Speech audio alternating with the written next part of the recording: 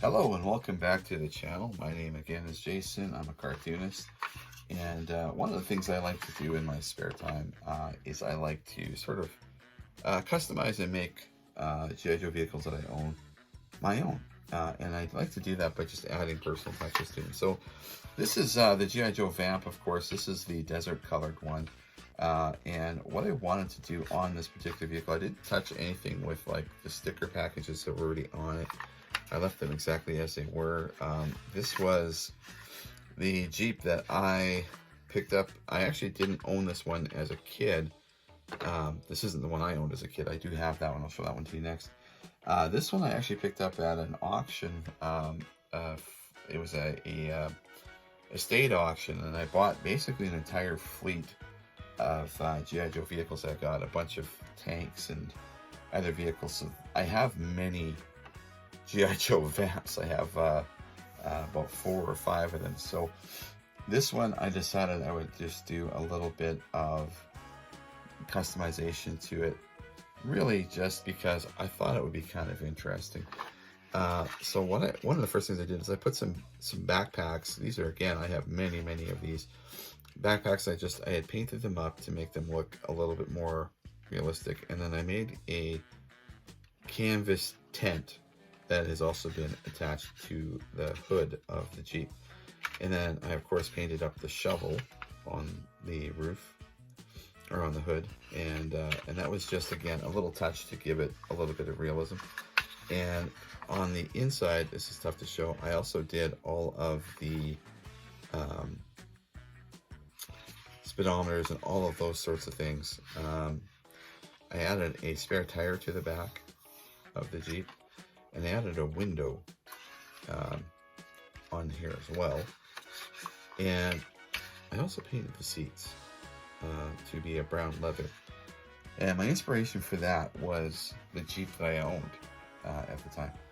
So I wanted to just kind of make it look a little bit more used, more real, more realistic. I also painted the roll cage a different color. Originally it was all obviously the same color as the rest of the vehicle. And I wanted to show you the other one that I have. So this is the one I've had since I was a kid. And I repainted this one kind of more Canadian military green. This vehicle has been through a lot. All of the stickers are long gone. They fell off of it quite some time ago.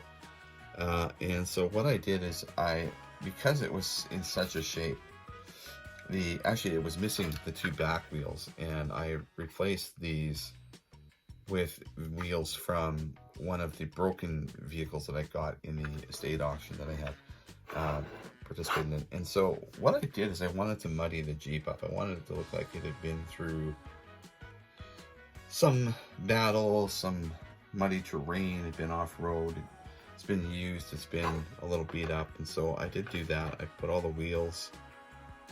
This was just acrylic and some oils that I had utilized to just muddy it up. I muddied up the bottom as well a little bit. And then I also painted the interior, and again I did all of the all of the different gauges and things.